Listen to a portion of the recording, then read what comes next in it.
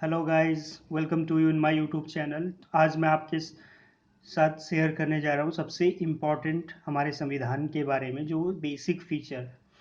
ये examination point of view से important तो है ही है। तो स्पेशली अगर यूपीएससी मेंस में जो इसके आंसर राइटिंग में GS2 पेपर का एक पार्ट है ये, तो ये उससे रिलेटेड तो है ही है। लेकिन एक रिस्पॉन्सिबल पर्सन होने के नाते आप एक कंट्री के, अपने देश के बारे में, आपका संविधान कैसे काम करता है वो भी आप जानिए। किस तरीके से बेसिक फीचर का क्या इम्पोर्टेंट है, बेसिक हिंदी में अगर इसको कहेंगे तो आधारभूत संरचना। तो इसका मेन रोल क्या है संविधान में, ये हम समझेंगे इस वीडियो के माध्यम से। तो अब देखिएगा, बेसिक फीचर तो हमारा संविधान मैंने पहले ही पॉइंट ऑफ किया है। और यहाँ पर देखिएगा, basic feature part of constitution from its inception. तो बेसिक फीचर जो हिस्सा है, जब हमारा जो संविधान जब बना है, क्योंकि अब देखिए यहाँ पर भी दो डेट है तो इसमें कंफ्यूज नहीं होना है। अ,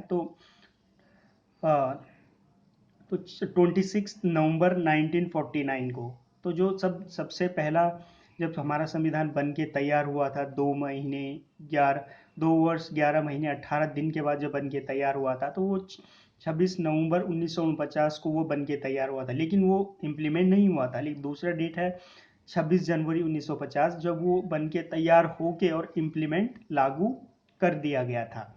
तो ये ध्यान रखिए आप। तो जब 26 जनवरी 1950 को हमारा संविधान लागू हो चुका था, तो उसके साथ में ही ये आधारभूत जो बेसिक फीचर है तभी हमारे संविधान में जुड़ गए थे। अभी ये आपको क्यों इतने ज़्यादा इम्पोर्टेंट है, मैं क्यों इनको डिस्कस करना चाह रहा हूँ, तो इसके बारे में भी थोड़ी देर में आपको पता लग जाएगा कि बेसिक फीचर का क्या रोल है हमारे संविधान में, और किस तरीके से इनके बगैर हमारे संविधान में कोई चेंज नहीं हो सकता। अगर इनका कहीं पर भी वायलेशन हो रहा है, या कोई एवरेज हो रहा है, कोई टूट रहा है, ब्रेक डाउन हो रहे हैं अगर हमारे संविधान के बेसिक फीचर, तो वो अमेंडमेंट, वो एक्ट बन नहीं सकता, क्योंकि सुप्रीम कोर्ट उसको खारिज कर देगा बेसिक फीचर के बेस पे। तो अभी मैं इसके बारे में आगे बता रहा हूँ कि किस तरीके से ये काम करता है, कैसा इसका रोल है।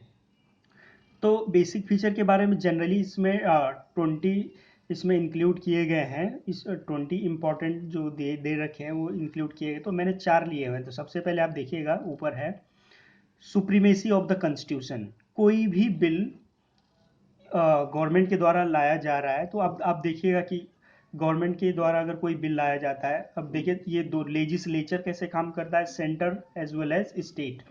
तो सबसे पहले हम सेंटर का समझिएगा इजली। लोकसभा है, राज्यसभा में है। आपको पता है, आप लोकसभा में डायरेक्टली वोट देने जाते हैं, आप चूज करते हैं कैंडिडेट को, फिर उसका। लेकिन जो राज्यसभा होता है वहाँ आप डायरेक्टली इलेक्शन वहाँ पर नहीं होता है, आप वोट नहीं दे सकते राज्यसभा के मेंबर के लिए। तो देखिए, जब बिल जाएगा तो संविधान का जो सर्वोच्चता है, देखिए सुप्रीमेसी ऑफ द कॉन्स्टिट्यूशन, वो सबसे ऊपर रहना चाहिए। कहीं पर भी अगर ब्रीच हो रहा है, संविधान की क्षति अगर कहीं पर हो रही है, तो वो बेसिक फीचर में आएगा और वो जो बिल है वो समाप्त हो जाएगा। दूसरा है secular character of the constitution. अब देखिए, सिक्युलर धर्मनिरपेक्षता इन हिंदी। तो इसका जो सिक्युलर करेक्टर है हमारा, देखिए सिक्युलर के भी एक ऐसा कंट्री या ऐसा एरिया या ऐसा स्पेस, वहाँ पर रिलीजन के लिए कोई स्पेसिफिक कोई रूल नहीं है। या तो इसमें भी अलग अलग तरीके से है, positive secular, negative secular and neutral. तो अगर हम कहें तो रिजिड के लिए अगर इसको कहें तो फ्रांस का सबसे ज़्यादा हम इसको एग्जांपल दे सकते हैं, क्योंकि वहाँ पर रिलीजन के लिए, कोई भी रिलीजन हो, वहाँ पर स्कूल कोई ऐसा खोल नहीं सकता। या कोई मुसलमान लोग होते हैं वो अपना दाढ़ी रखते हैं या फिर कि बुर्का पहनते हैं, तो वहाँ पर वो चीज़ अलाउ नहीं है। बिल्कुल वहाँ धर्म के लिए कोई जगह नहीं है। तो इंडिया है, इसको ये पॉजिटिव सिक्युलर में है। यहाँ पर सर्वधर्म समभाव की नीति है, सारे धर्म को इक्वलिटी दिया गया है, तो सब धर्म का सम्मान है। तो इसको मैं कभी वीडियो बनाऊंगा सिक्युलर कैरेक्टर पे, क्योंकि अभी एक तो इस पे ज़्यादा वो वीडियो टाइम निकल जाएगा इसी पे ही। तो तीसरा है federal character of the constitution. अब देखिए फेडरल कैरेक्टर, फेडरल का मीन्स होता है कि power separation between centre and state, ऐसा एडमिनिस्ट्रेशन जिसमें केंद्र और राज्य में शक्तियों का सेपरेशन होता है, उनका आवंटन होता है, तो वो फेडरल कैरेक्टर होता है। तो लेकिन इस फेडरल में क्या हो, जैसे इंडिया में है, यहाँ पर भी फेडरल कैरेक्टर है, बट फाइनल पावर जो होता है, फाइनल अथॉरिटी जो होता है वो सेंट्रल के पास ही होता है। ठीक है, तो ये देखिए तीन। तो थर्ड है, फोर्थ है unity and integrity of the nation. तो जो बेसिक फीचर का ये जो चार लिए हैं मैंने, इसमें 20 है, मैं बता चुका हूँ कि 20 पार्ट इसमें है।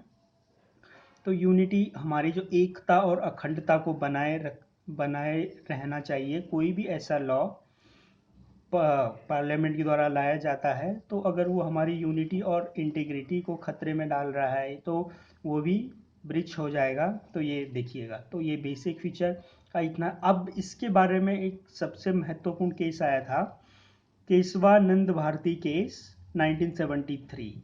तो ये एक्चुअली क्या हुआ था कि एक केरल के रहने वाले थे केशवानंद भारती। तो वहाँ पर अब इनकी प्रॉपर्टी से रिलेटेड दिक्कत हो गई थी उनको, वहाँ पर उनके गवर्नमेंट जो है ले रही थी उनसे, क्योंकि आपको उस समय इंदिरा गांधी का टाइम पीरियड चल रहा था। तो वो उनका एक ही था कि जो भी ऐसे जमींदार लोग हैं, ऐसे जिनके पास बहुत सारा ज़मीन है, तो उनको लेना था उनको एक्चुअली।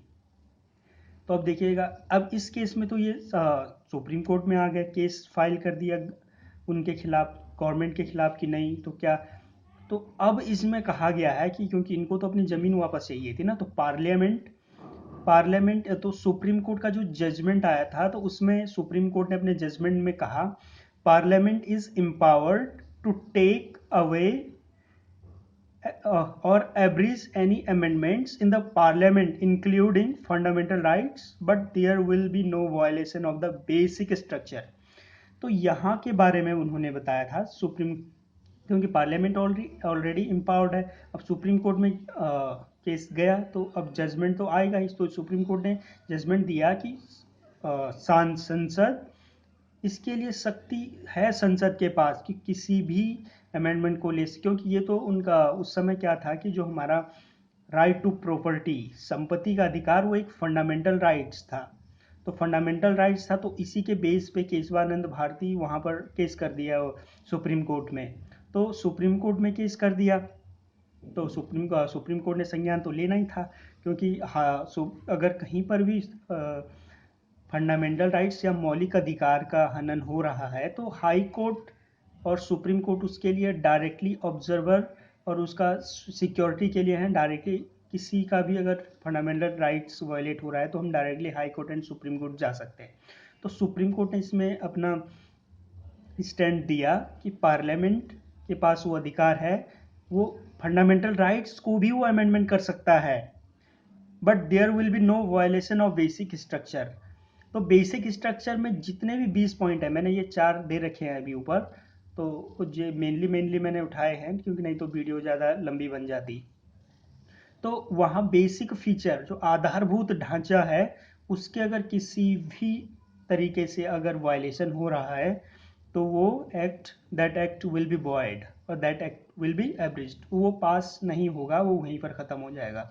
तो जो भारतीय संविधान के जो से सबसे इम्पोर्टेंट केस है केशवानंद भारती केस, इसी के बाद से पार्लियामेंट का पावर थोड़ा सा कम हो गया बेसिक स्ट्रक्चर को, क्योंकि इससे पहले एक केस आया था 1967 में, गोलकनाथ केस। तो उसमें कहा गया था कि पार्लियामेंट, जब उसमें गोलकनाथ भी एक जमींदार टाइप में ही थे, उनके पास बहुत सारा ज़मीन था, तो उन्होंने भी सरकार उनका ज़मीन हड़प रही थी तो उन्होंने भी केस कर दिया राइट टू प्रॉपर्टी के अंतर्गत कि राइट टू प्रॉपर्टी, क्योंकि उनका भी संपत्ति का अधिकार ऐसे ही छीन लोगे तो कैसे चलेगा।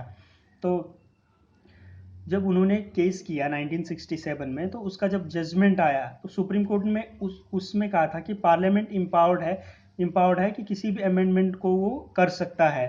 तो अगर पार्लियामेंट किसी भी अमेंडमेंट को कर सकता है तो बेसिक स्ट्रक्चर वहाँ पर नहीं जोड़ा था, तो वो तो इनका जवाब भी आया था। ठीक है, तो उस समय क्या था कि इंदिरा गांधी जो लीड कर रही थी गवर्नमेंट को 1969 के अप्रॉक्स में, तो उस समय जजमेंट आया तो उसमें कहा गया, क्योंकि उन्होंने 24th अमेंडमेंट एक्ट दिया था इंदिरा गांधी ने, उसमें उन्होंने उस चीज़ को पार्लियामेंट को एक कह सकते हैं कि एटोनोमस पावर या फिर मोनोपोली वाला, पार्लियामेंट ही इम्पावर्ड है, वो किसी भी तरीके से अमेंडमेंट कर सकती है। तो ये तो फिर नेगेटिव वे में हो गया ना, तो गवर्नमेंट जो चाहेगी वही होगा, तो ऐसा तो नहीं होना चाहिए, दोनों तरीके से लेना है। तो इसीलिए पार्लियामेंट ही अगर सुपर पावर है तो इस तरीके से तो वो मोनोपोली चलाएगी, तो इस तरह तो ये भी गलत है। तो इसीलिए केशवानंद भारती केस में बेसिक स्ट्रक्चर को इंक्लूड किया गया। तो ये वाली बात हुई थी। अब हम बात करते हैं इसको और अच्छे तरीके से समझने के लिए कि हमारे संविधान में जब भी कोई लॉ आता है, बनता है, वो किस तरीके से बनता है। अब देखिए यहाँ पर है अमेंडमेंट, किस तरीके से अमेंडमेंट होता है, कैसा होना है। तो अब देखिए एक तो नॉर्मल तरीका होता है, ठीक है, कि पहले लोकसभा में बिल को प्रस्तुत किया गया, फिर डिबेट किया उन लोगों ने, फिर वहाँ से मेजोरिटी में पास कर दिया, फिर वो राज्यसभा में, फिर राज्यसभा में भी पास हो गया, फिर उसके बाद वो प्रेसिडेंट के पास जाएगा, फिर प्रेसिडेंट उस पर साइन करेगा और फिर वो बिल से एक्ट बन गया। तो अभी का जो इसके थोड़ा वाइज अलग अलग तरीके भी, अभी का एग्जांपल ले लो, फॉर्मर बिल जो आया है वो भी हो गया, CANRC हो गया, वो भी इसी तरीके से नॉर्मल तरीके से बन गए। अब दूसरा जो तरीका है वो है स्पेशल, ठीक है, कि स्पेशल तरीका क्या है अमेंडमेंट का।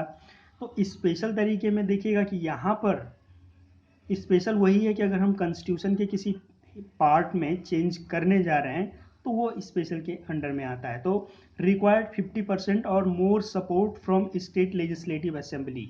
अभी मैंने जब बताया था कि जो ये लेजिस्लेचर होता है ये state as well as centre, तो सेंटर में लोकसभा राज्यसभा और स्टेट में legislative assembly and legislative council.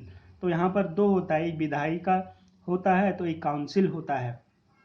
तो अभी अभी का जो करंट का स्टेटस है, तो यहाँ पर अभी 7 राज्यों में अभी लेजिस्लेटिव काउंसिल है, बाकी में नहीं है।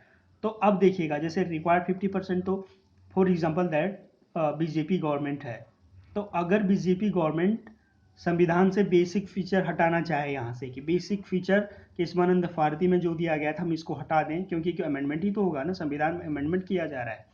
तो अब देखिए हमारे जो टोटल स्टेट है आउट ऑफ 28, अभी 28 स्टेट हैं, तो उनमें से अगर 14 स्टेट और ये 14 से अबव स्टेट या उनमें यूनियन टेरिटरीज भी इंक्लूड हैं, तो 17 18 के अप्रॉक्स में आ जाएंगे। तो अगर 18 अप्रॉक्स में वहाँ से लेजिस्लेटिव असेंबली से बीजेपी गवर्नमेंट